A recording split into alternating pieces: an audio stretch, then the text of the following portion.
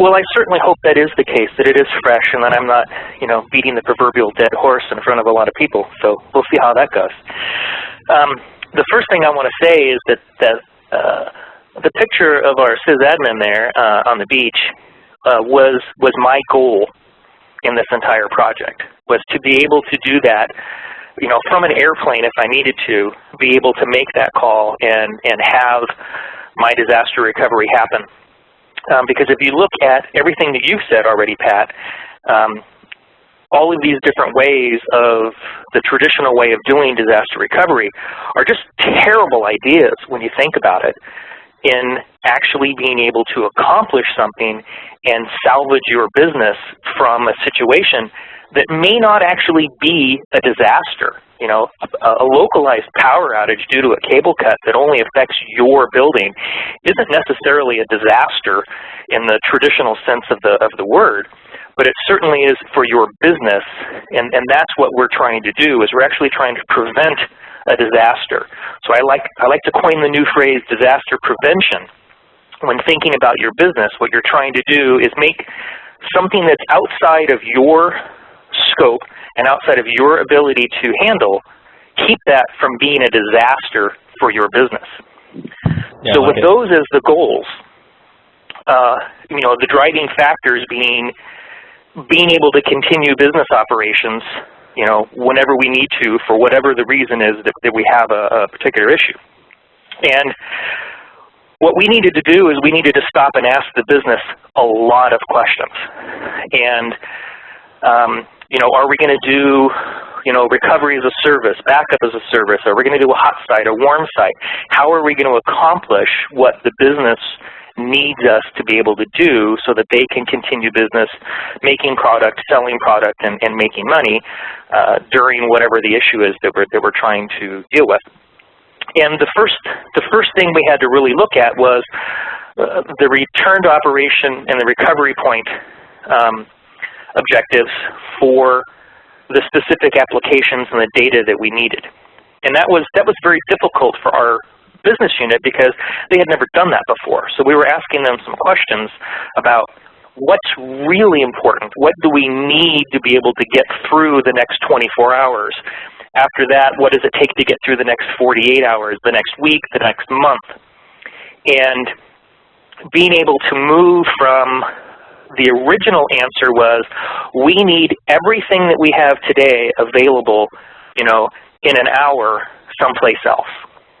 And we all know that that's not an achievable goal, because when you tell them how many millions of dollars it will cost, they usually balk and change their mind.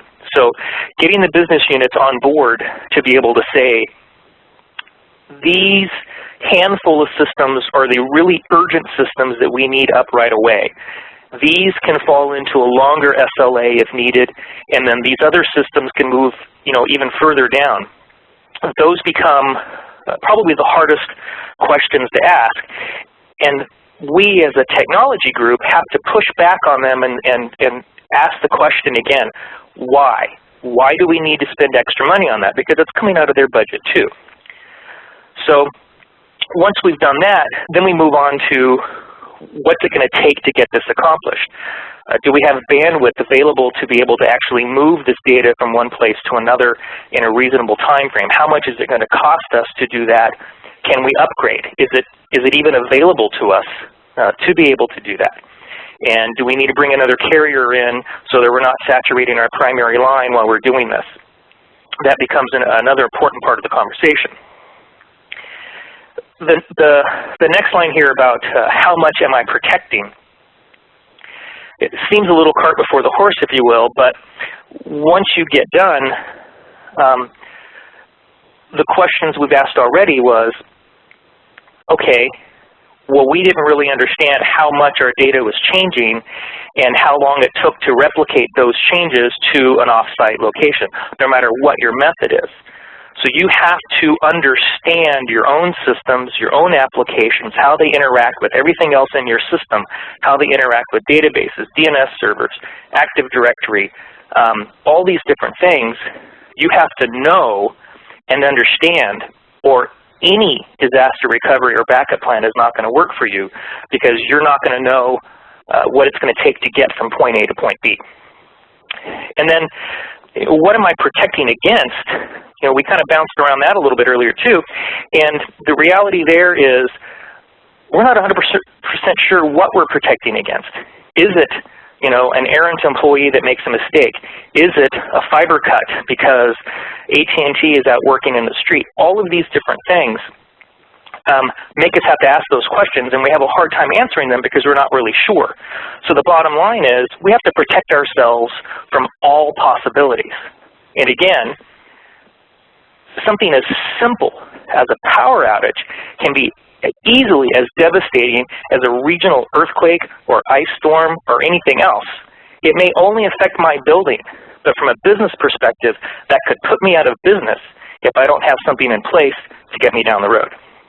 And then the last piece on this is, okay, do I need to have a third site available in case my primary site is down for a long period of time? The last thing I want to do is fail over to a recovery site and then not have a recovery site for that if, you know, my headquarters site or whatever is offline for 3, 4, 5 months. I need to be able to have something in place so that I can protect myself if there's a regional incident in that zone.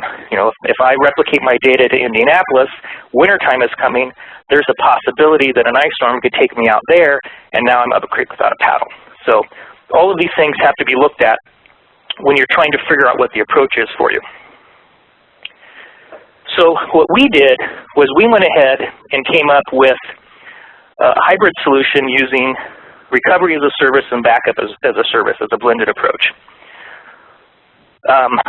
We went ahead and started from the back to the front, and what we did was we stopped and looked at all of our applications, how they interacted with each other, how they interacted with databases, all of the back-end infrastructure services, and in some cases we made minor changes to those that A, were more efficient to begin with, but B, allowed us to be able to move individual pieces of our operation systems without having to move everything at the same time. So we could say we only needed systems A, B, C, and D to be online within an hour. We could move them and have them online within an hour and bring the rest up during the SLA for whatever those systems were, rather than saying, okay, well, we got to bring half of them to be able to do any of them. Made it a little bit easier. And those things included things like, you know, AD, DNS, monitoring tools, all of those types of things. Those all have to be built in from the beginning. Again, no matter what solution you're choosing, you've got to be able to do that. So how did we accomplish this? We did this by looking for solutions that worked with technologies that we already had in place, so that we didn't have to rip and replace back-end systems, storage systems, you know, hardware systems, whatever.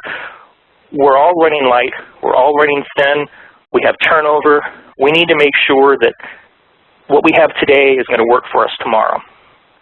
When we were looking at partners, we needed to make sure that we had partners that understood us, our particular needs, and that were able to help us get from point A to point B, not by telling us what the solution was, but by asking us what our problems were, what our hurdles were, and finding ways that they could help us get over those and get the work accomplished, rather than saying, well, we have two very, very specific products, and you can use one or the other of these, and if one is too much, I'm sorry, you know, you'll have to pay for it anyway.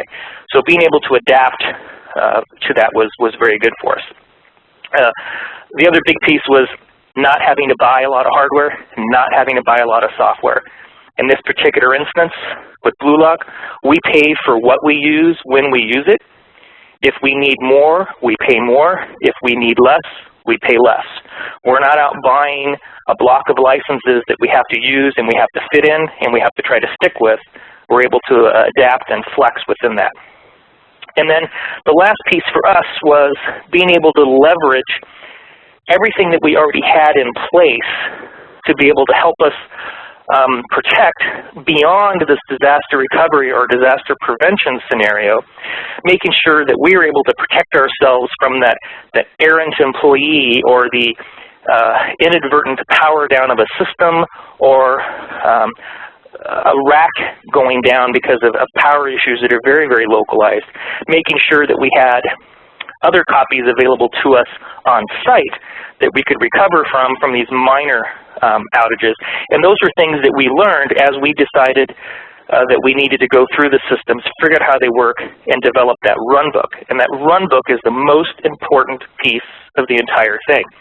That run book is what gives you the ability to call Bluelock or another member of your team and say, hey, I need you to open the safe, crack open the run book, and I need you to start at step 1 and walk through it and do it. It doesn't require a particular person on the team to be able to accomplish this. Anybody with the authorization can do that. And that's what allows you to make that phone call from the beach, make that phone call from a hotel or whatever, and get your business back where they need to be, serving data, serving customers, and not running around trying to figure out what are we going to do. Everything's down. We don't have a way to get out of it.